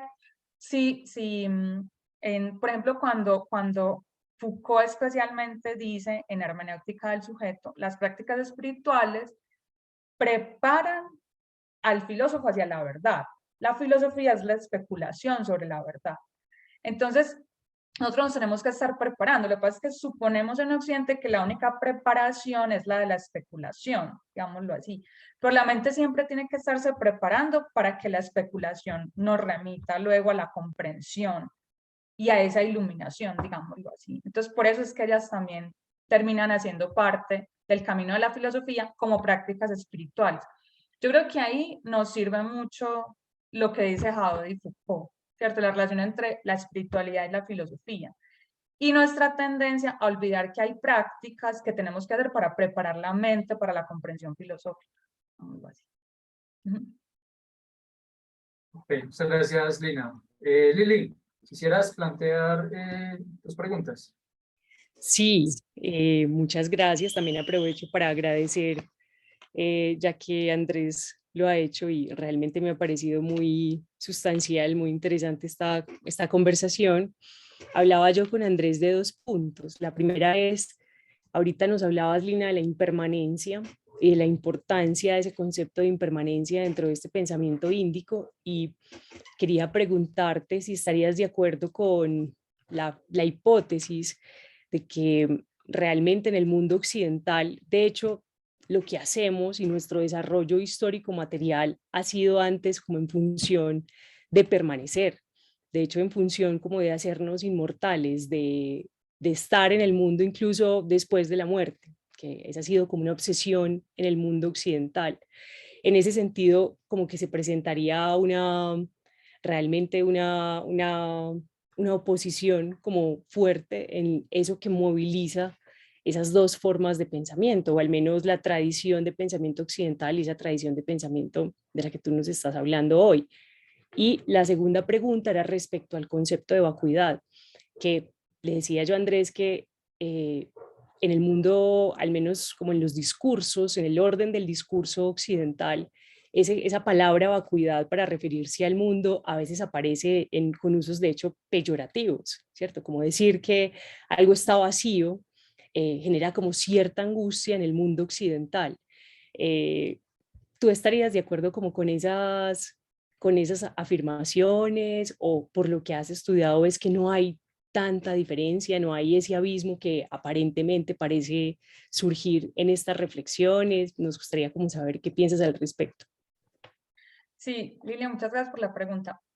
Yo, pues lo que pasa es que uno lo que diría, siguiendo como el trasegar de la filosofía clásica en la India, es que el budismo viene a representar un momento, digámoslo así, de ruptura muy importante incluso para el pensamiento índico, porque casi que uno podría decir que la tradición que surge con las Upanishad tiende también a lo que pasa en Occidente con el ser, porque para los Vedas y las Upanishad hay un fundamento en el mundo.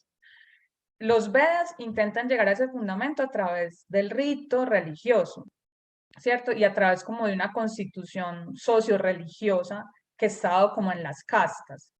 Las Upanishads dicen, no, pues en realidad no hay que seguir como esa institucionalización, sino que a partir de la meditación individual podemos llegar a esa unidad. Entonces, digamos que lo que uno podría decir es que tal vez pues como el desarrollo más acelerado de la cultura occidental en el aspecto científico llevó a reificar ese fundamento del mundo y a tener esa experiencia, como lo dice Byung-Chul Han justamente en un texto sobre el budismo, a que la realidad es como muy consistente, digámoslo así, y está como fundamentada y como afincada. Pero uno podría pensar que a esas mismas conclusiones hubiese podido llegar la tradición upanishádica si no hubiese entrado el budismo, porque miren que uno, es más, muchas veces me ha parecido interesante hacer como un curso sobre Shankara y Platón, que en realidad hay una fuerte relación entre ambos.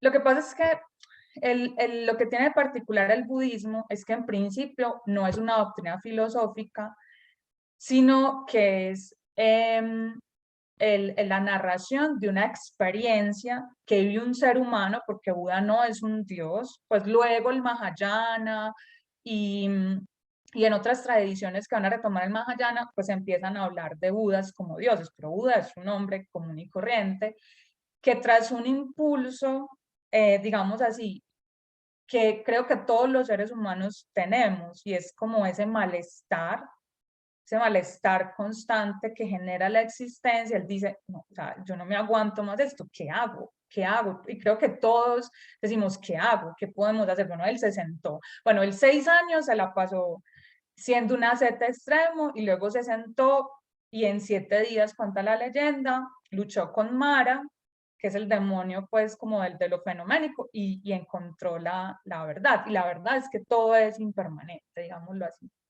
Es que es la impermanencia total. Luego de la impermanencia se llama sunyata. En realidad en el budismo la vacuidad es sinónimo de impermanencia. Todo está vacuo porque nada tiene un fundamento y porque todo depende de todo. Eso es otro aspecto que es muy importante. Entonces nunca hay un fundamento último, sino que todo está en interdependencia. Mientras nosotros no comprendamos eso, vamos a seguir como sufriendo, digámoslo así. Entonces, la cuestión es que yo pienso que, igual que en Occidente, hay esos movimientos entre un pensamiento de la permanencia y un pensamiento de la impermanencia. O sea, yo también lo he visto en la tradición de la India. El pensamiento de la impermanencia va a través del budismo, pero incluso el budismo ha tenido momentos en que el pensamiento vuelve a la permanencia. Por ejemplo, un poco la escuela Yogacara, cuando habla de la tatata, que es como la quiridad, o sea, el ser como del mundo. Entonces, uno puede decir que tanto en Occidente como en Oriente se va de la permanencia a la impermanencia. La cuestión es que lo que diferencia ese movimiento en la India es que la permanencia, el budismo nos lo enseña como una experiencia, no solamente como una afirmación sobre el mundo y algo que podríamos constatar lógica o científicamente, sino que es una experiencia que el ser humano puede tener. Entonces ahí es donde creo se daría como una vía diferente, y digamos y para la liberación del malestar.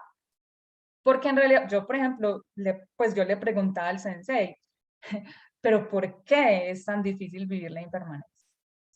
Y aquí hago un paréntesis, porque yo todo eso lo suelo ligar con aspectos biológicos y sociales en realidad. No creo que sea meramente una especulación intelectual, una falta de voluntad, no creo que sea un capricho de los seres humanos. Yo creo que va mucho más allá y por eso se encuentro tan fundamental el tema de la práctica espiritual, porque es a través de ella que se podría transformar algo que en realidad hace parte como de nosotros como seres humanos.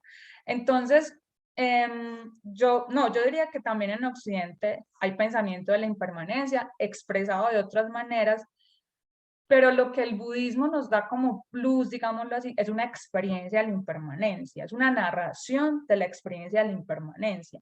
Y es el punto tal vez en Occidente en el que no hemos encontrado cómo tener la experiencia, no solamente un discurso sobre la impermanencia, una explicación, una comprensión, sino una práctica que nos lleve efectivamente a vivirla y entonces al vivirla decir sí, o sea, nos damos cuenta que todo nuestro anhelo de permanencia es vacuo, es una ilusión, podríamos decirlo así. No sé si logro como responder la pregunta. Sí, claro que sí. Muchas gracias, Nina. Veo ahí como unas resonancias o similitudes como con el existencialismo, ¿cierto? O en el caso de Schlegel, con esto último que mencionas, él habla del derecho a un caos originario, ¿cierto? Y ese caos originario precisamente es un principio que va en contra de una filosofía sistemática, las presunciones o pretensiones de la razón de de darle un orden a todo, de llegar a verdades acabadas, de tener un control sobre sí mismo, sobre la realidad, sobre la naturaleza, etcétera. Y él sostiene que en ese caos originario, de hecho, es donde se puede llevar a cabo la auténtica libertad porque habría lugar para la espontaneidad, para la creatividad, ¿cierto? Ujú. Para la continua formación de la individualidad. El asumir entonces esa impermanencia, esa vacuidad, tiene que ver también precisamente con, al mismo tiempo, un deber del individuo de no apegarse a nada y de estarse rehaciendo continuamente. Bueno, ahí lo tuyo conecta con algo que comentó Lili, que lo dejé pasar, y es cuando uno habla, cuando se habla de la noción de vacuidad en Occidente, que tiene como un matiz negativo y peyorativo, ¿cierto? Esa cuestión que tú planteas, yo la encuentro siempre muy, muy difícil. Fue lo que intenté medianamente, y yo creo que no fue satisfactorio, trabajar en la tesis doctoral. Porque, o sea, aquí el punto es, tras el reconocimiento de la impermanencia, ¿qué sigue para la acción? ¿Cierto? Que creo un poco a eso apunta lo que tú estás señalando, porque de todos modos uno podría pensar que el reconocimiento de la impermanencia nos llevaría a una actitud de nihilismo, digámoslo así, de los valores, ¿cierto? O podría llevarnos a lo que tú dices como a una vivencia de la espontaneidad y de la creatividad. Pero la cuestión siempre es cómo en ello yo reconozco al otro, ¿cierto? Y ahí hay otro aspecto del budismo que es fundamental, que es la cuestión de la compasión. Es decir, todo conocimiento que nosotros podamos tener, si no está acompañado de la compasión, ¿cierto? Posiblemente nos lleve a formas de actuar que no son en beneficio ni nuestro ni del otro, ¿cierto? Ese es un punto que me parece muy importante porque, por ejemplo, lo que tú señalas, hay un punto, porque yo también lo veía, por ejemplo, cuando estaba construyendo la tesis doctoral, hay un punto en que uno tiene ese reconocimiento, por ejemplo, de la espontaneidad, de la creatividad, de una vida estética, digámoslo así, que florece. Pero el punto es, ¿y de ahí qué sigue? ¿Cierto? ¿Cómo actuamos en el mundo? ¿Cómo actuamos con los otros? Y creo que eso es un punto que yo siento que Occidente, el pensamiento ético occidente tampoco logra responder. Y que nos puede dejar, digamos, en un modo como de nihilismo que puede ser bastante destructivo. Y en ese caso sí, hay una cuestión, y es que, claro, si el pensamiento de la vacuidad, que creo que en Occidente podría ser el pensamiento de la espontaneidad, del florecimiento y de la creatividad, porque finalmente la vacuidad en el budismo, especialmente, digamos, en el budismo zen, cuando pasa por el Tao, con su relación con el Tao, por ejemplo, no es el de, digamos, la negación de algo, no es el del escepticismo, no es el de la pérdida, digamos así, sino es el de la posibilidad. O sea, entender que el mundo es vacío es porque hay posibilidades, digámoslo así. El mundo no queda como un bloque, digámoslo así, consistente y cerrado, sino que se abre a muchas posibilidades. Y ahí el punto es cómo actuar cuando reconocemos eso. Porque yo pienso que uno a veces lo podría llevar a cierto cinismo, digámoslo así, frente al otro, o a cierto desconocimiento. Por eso el tema de la compasión. Cuando Buda se ilumina, lo que se da cuenta es que todos somos ignorantes. Pues, y a mí ese punto me parece fundamental, porque él también era ignorante. Y su iluminación lo lleva no a reconocerse como el que sabe y los otros no saben, sino más bien el deseo de yo quiero que los otros también sepan, digámoslo así. Yo quiero compartir lo que sé.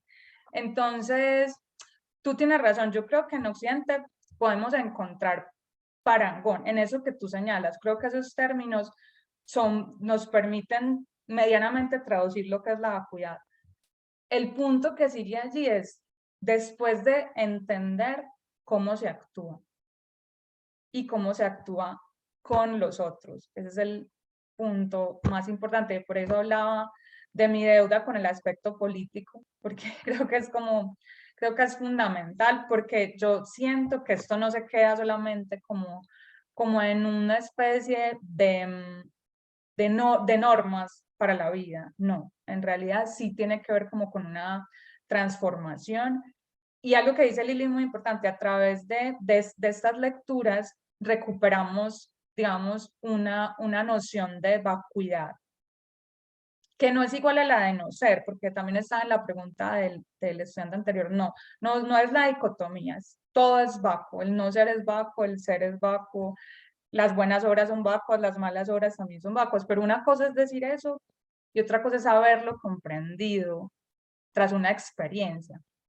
Ese es el punto que obviamente, pues al que tal vez no lleguemos nunca. Lina, quisiera, antes de dar lugar a una de las preguntas, la de Nicolás, ¿no? Que ya la has tocado en varios momentos relacionado con algunas actitudes, miradas, ejercicios que puedan favorecer el acercamiento a la filosofía en Occidente. Pues quería preguntarle también qué reflexiones te merecen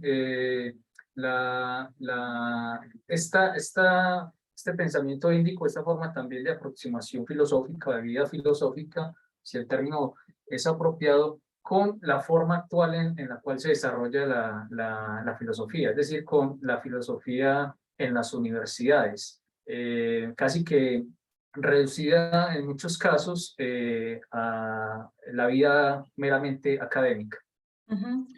Bueno, Andrés, eso que preguntas es muy importante porque como docente de filosofía, y no sé si a ustedes también les ocurren o a los estudiantes, uno a veces siente que se hacen como una especie de bandos, digámoslo así, entre quienes consideran que la filosofía es una forma de vida y quienes consideran que la filosofía es una disciplina, ¿cierto? Ante eso, yo tengo varias cuestiones que decir. Una es, pues nosotros somos seres situados sociohistóricamente, ¿cierto? Y en ese sentido, la filosofía ya es una disciplina y es una disciplina que está en la universidad. Entonces, hay que asumirla de esa manera. Pero al mismo tiempo, el antecedente sociohistórico de la filosofía está en que ella fue una forma de vida y siguió siendo una forma de vida, realmente. Claro, que con la manera como se fue desarrollando la filosofía en los textos filosóficos, eso ya no fuera tan evidente, ¿cierto? Es decir, uno podría decir, yo puedo desentrañar mejor las prácticas de un Descartes que de un Kant, por ejemplo, supongamos, en sus textos, si yo me voy a las pasiones del alma, puedo desentrañar sus prácticas, si me voy a las meditaciones metafísicas, tal vez no así en la crítica a la razón pura. Eso no indica que se haya eclipsado la idea de la filosofía como forma de vida. Entonces, como yo consigo que en principio la filosofía es una forma de vida, la disciplina filosófica se ilumina, se nutre y se enriquece con la forma de vida necesariamente. Entonces, eso no tendría por qué reñir en ningún momento. Y nosotros como profesores universitarios, como profesores de filosofía, tenemos muchas maneras de transmitir la filosofía como una forma de vida, digámoslo así. Entonces, o sea, yo sé que eso es una lectura y sé que es una vivencia que se hace. Desde mi punto de vista, pues la filosofía es un saber, pues primero el que yo estoy completamente enamorada, digámoslo así. Entonces, como dice Panikkar, solamente a partir como del amor es que uno puede transformar sus puntos de vista.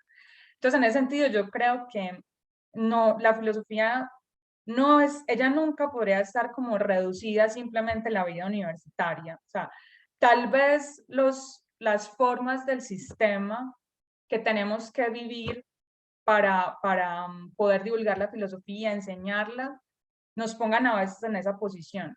Pero siempre que uno vuelve como al amor que surge de la filosofía, inmediatamente eso ilumina nuestra profesión. Entonces yo lo veo como de esa manera, por eso no lo veo reñir, pero sí entiendo que hay unas condiciones sociales que a veces nos dificultan ese encuentro, pero en nosotros como individuos está no permitir que se rompa esa vinculación entre lo que ya es una disciplina universitaria y lo que es una forma de vida, porque así lo consideran, por ejemplo, los griegos necesariamente. Sí, muchas gracias, Lina. Ahí también pues como el elemento político, social que también señalabas, ¿cierto? Una cosa es la Sí. reflexión interna que se lleva en las aulas y dentro del proceso de estudio y formación filosófica, y lo otro ya es, claro, el asunto de la compasión. ¿Y los otros qué lugar tienen en esta reflexión, en estas inquietudes sobre la finalidad de la vida, etcétera?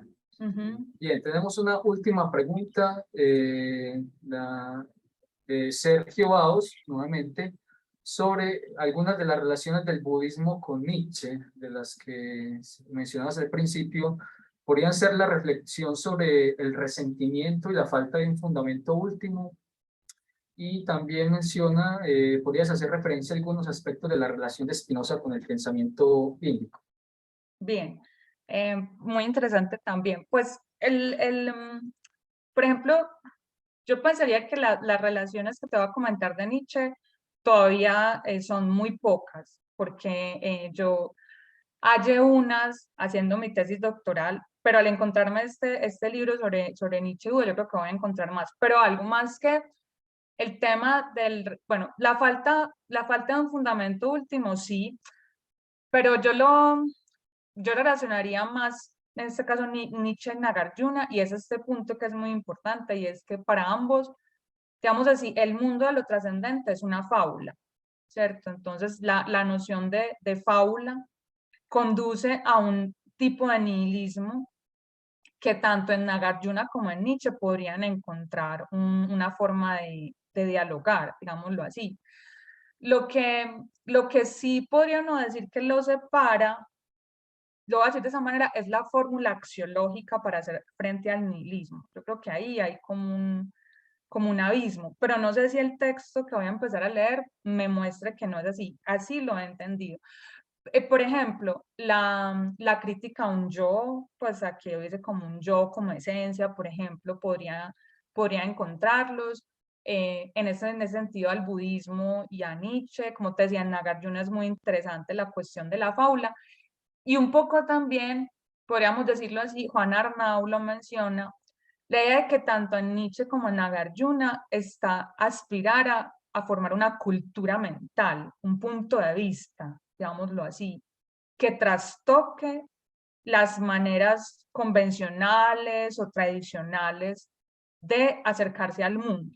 Entonces sí, se habría, pues en ese caso habría la relación. Con respecto a Spinoza y el pensamiento índico, lo haría también en Shankara, es decir, tanto para Shankara como para Spinoza, la beatitud en el caso de Spinoza y en el caso de Shankara, la salvación, se alcanza en el momento en que yo reconozco, digámoslo así, como que no estoy separado, digámoslo así. En el caso de Spinoza, de la naturaleza, pues yo hago parte de ella. Y en el caso de Shankara, que Brahman es el mismo Atman, digámoslo de esa manera. Entonces sí hay una relación. Estaba pensando, bueno, Shankara no habla tanto del tema de los afectos, pero sí habla como de los estados de conciencia, y ahí lo podríamos relacionar con los niveles de conocimiento en Spinoza. Entonces también se podría hacer una relación muy interesante. Perfecto. Profesora Lina, muchísimas gracias de verdad por tu generosa conferencia. Es para nosotros también un placer saber que vamos a volver a contar contigo en la segunda parte del seminario con las prácticas filosóficas. No, pues mil gracias. Quedamos realmente muy interesados y con una gran provocación para conocer estos autores. Muchas gracias también por dejarnos las referencias al final. Si de pronto ¿tienes algunos libros digitales que pudieras compartirnos? Claro que sí. Lo agradeceríamos para compartirlos con los estudiantes del seminario y también quienes estén interesados y nos están siguiendo por las redes sociales. Se los puedo compartir a Lili al correo, los textos que tengo. Pues no, al contrario, el agradecimiento es mío. Muchas gracias por permitirme como hablar del tema. Pues poder hablar de lo que me gusta, de lo que siento, pues en este caso, como de manera muy cercana. Les agradezco a ustedes por las preguntas también. Para mí siempre es una manera de poder comprender más. No me queda más que decirles que gracias, como agradecemos en el Sechín. Muchísimas gracias. Muy bien. Para la próxima sesión tenemos la conferencia del profesor Gonzalo Soto. Seguramente también habrá sido tu profesor o tu colega Lina, ¿cierto? Profesor Gonzalo Soto, que va a tener una conferencia sobre Séneca y la filosofía como modo de vida. Entonces nos veríamos en la próxima semana a esta misma hora. Recuerden que toda la programación está en el portal de la universidad, en el micrositio del Instituto de Filosofía. Ahí está el enlace para conectarse al Zoom o para seguirnos a través de Facebook. Bueno, entonces muchísimas gracias y les deseamos un feliz resto de día. Muchas gracias. Chao. Gracias. Chao.